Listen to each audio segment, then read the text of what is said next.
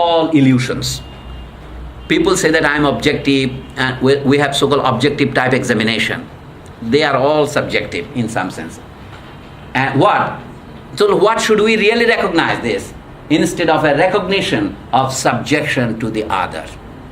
The books that I read, they do not write this. They say this intersubjectivity. I will talk about that in some other occasion. There is no intersubjectivity other.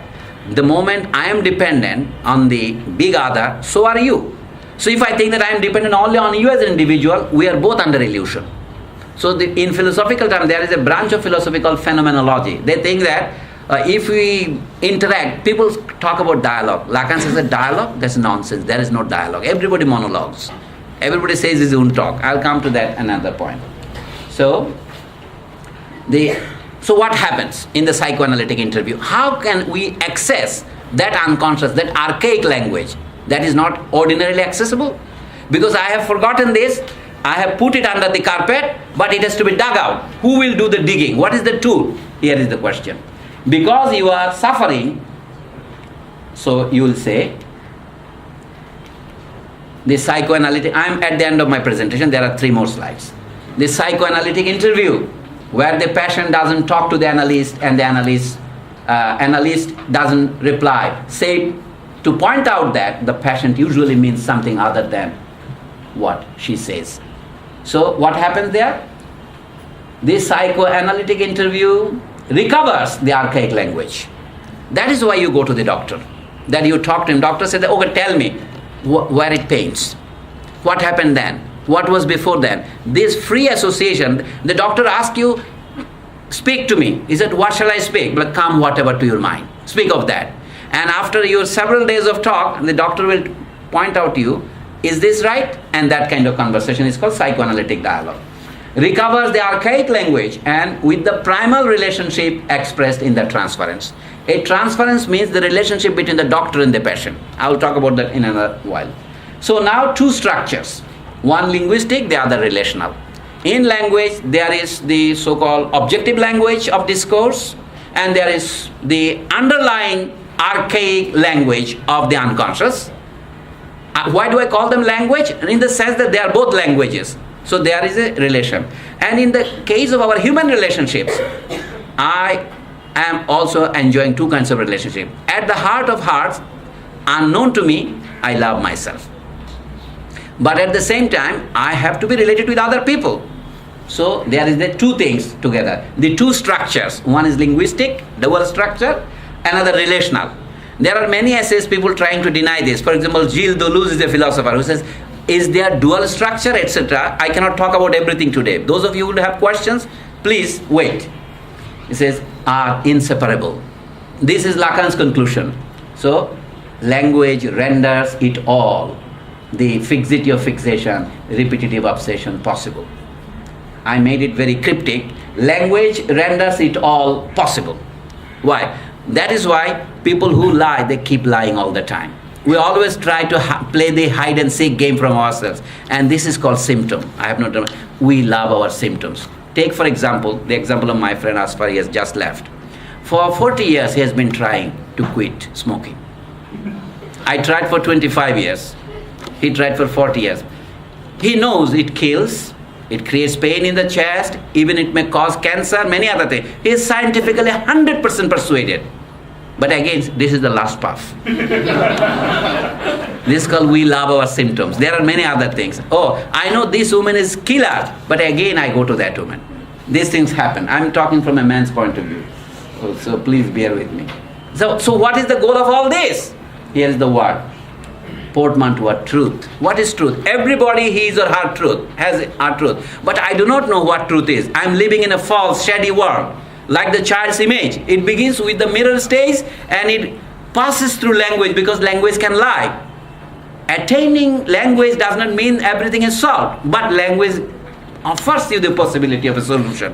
And the only thing that you have, only tool you have to talk, to go to the original language, to find out what is your truth, is your psychoanalytic interview. That means when you are talking with a doctor or when you are talking to yourself, let us say.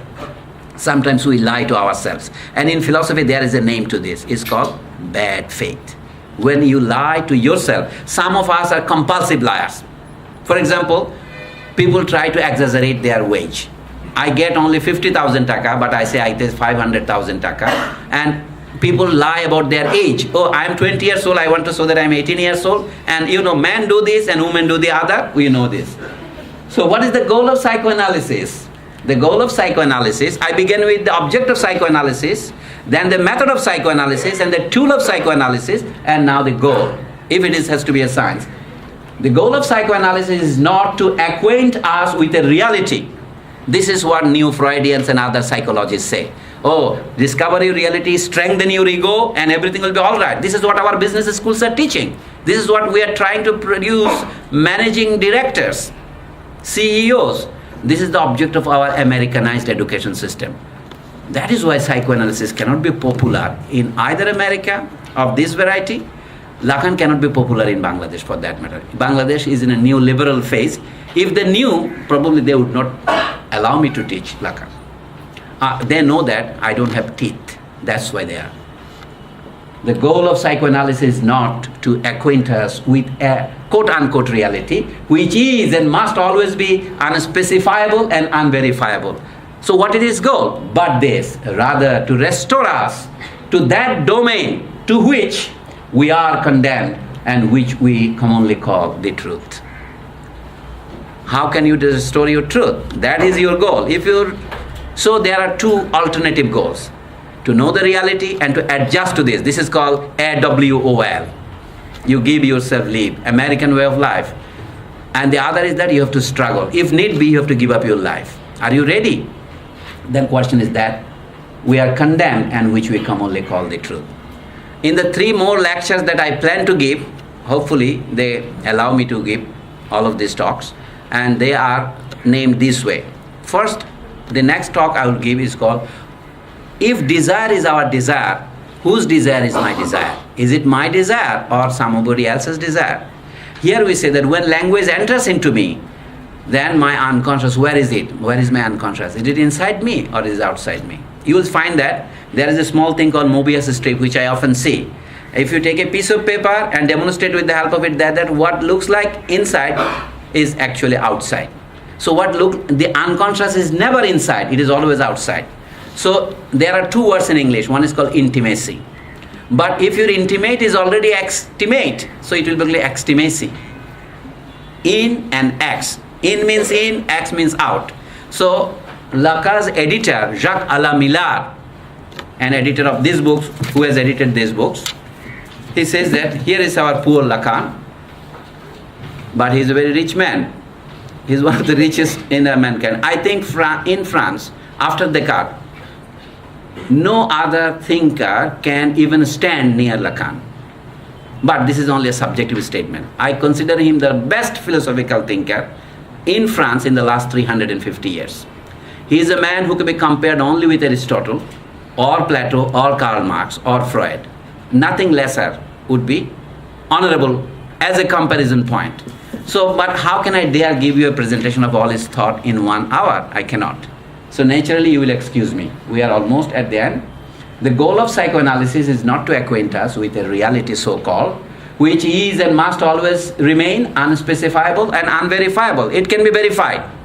So then what? But rather to restore us to that domain which we call truth.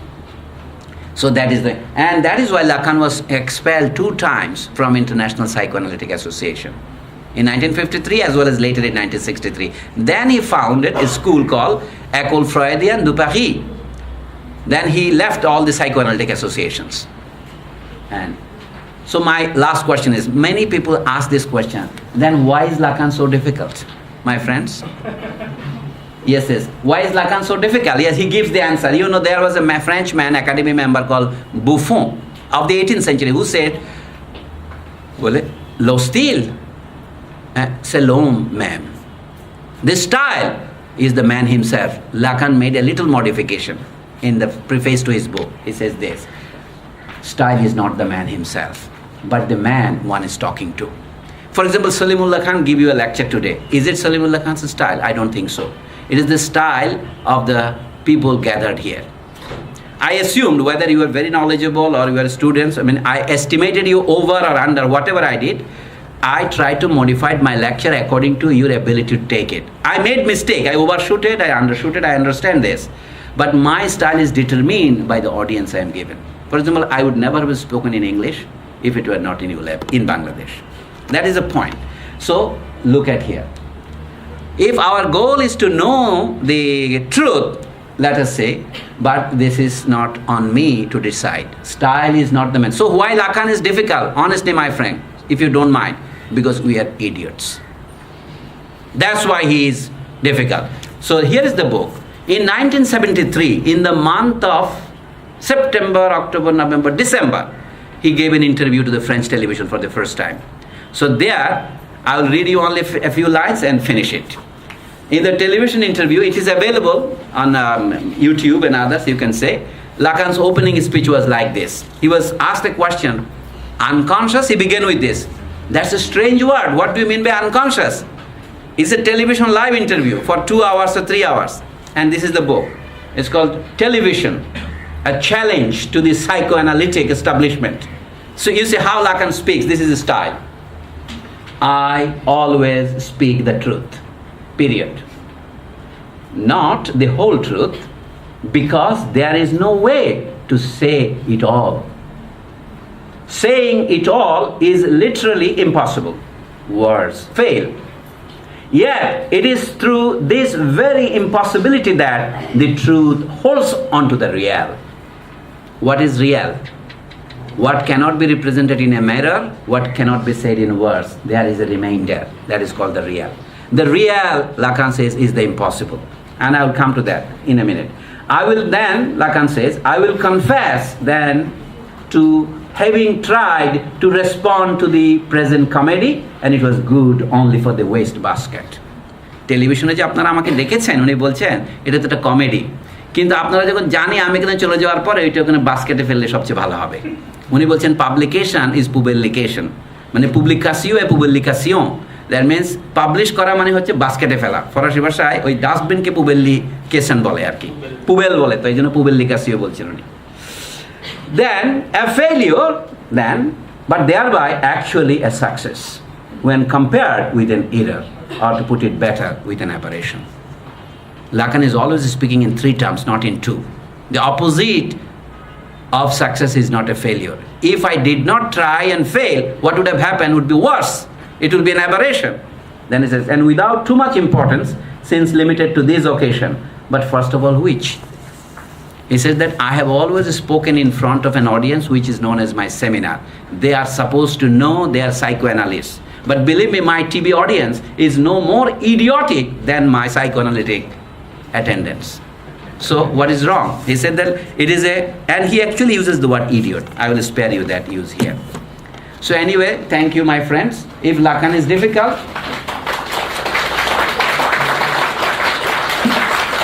now I have used these 2 essays. One is by Lakan himself, if we want to get through this. This is now available in ECRI. It's called The Insistence of the Letter in the Unconscious. You see, I made a mistake. I should put inverted comma here. This is available. This is a different translation by this man, Ian Miel. He wrote an essay as an introduction to this. It's called Jacques Lacan and the Structure of the Unconscious. In the same issue of the journal, this is page 104 to 111, and this is 112 to 147. Lacan gave this lecture to students like you in France, in an open session in university. And it is called The Insistence of the Letter in the Unconscious. Letter means language. A member of the alphabet is also called a letter. You look, the word letter has so many meanings. This is like 2 rail lines passing through the same line. A word can carry many meanings. This is one of the subterfuges of the what he called defiles of the signifier. So anyway, probably I have spoken too long. Now let me take a few questions.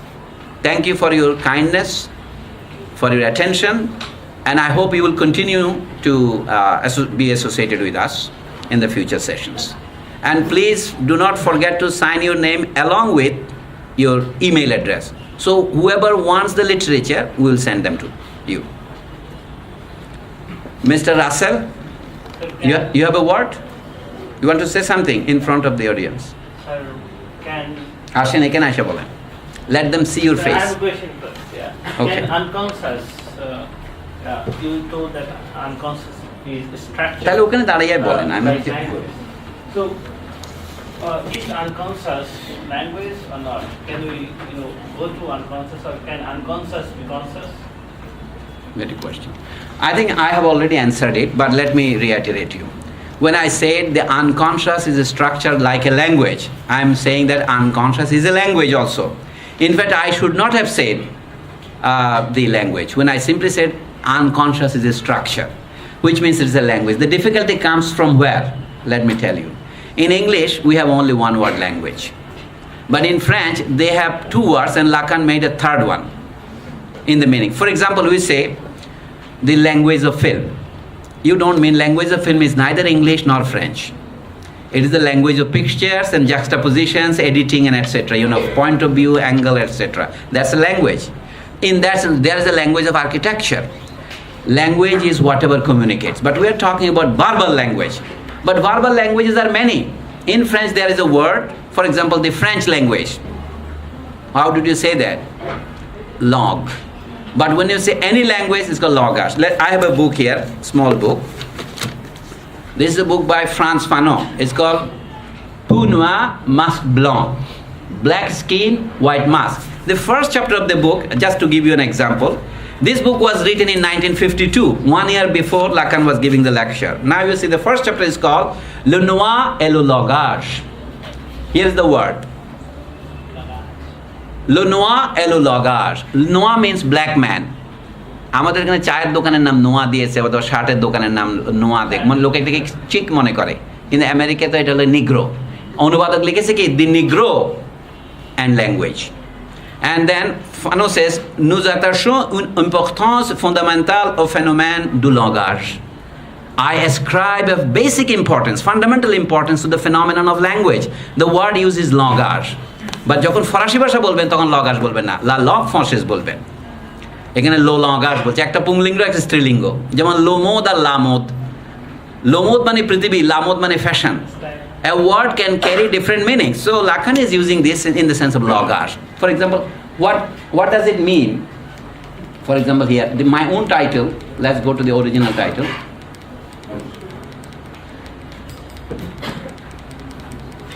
Yes. The unconscious is a structure like a language. In French, if I don't remember it incorrectly, it is like that. L'inconscient est structuré comme un langage. The unconscious is structured, structuré comme un langage. The unconscious is structured like a language, not like a langue. It is not French language or English language or Bengali language.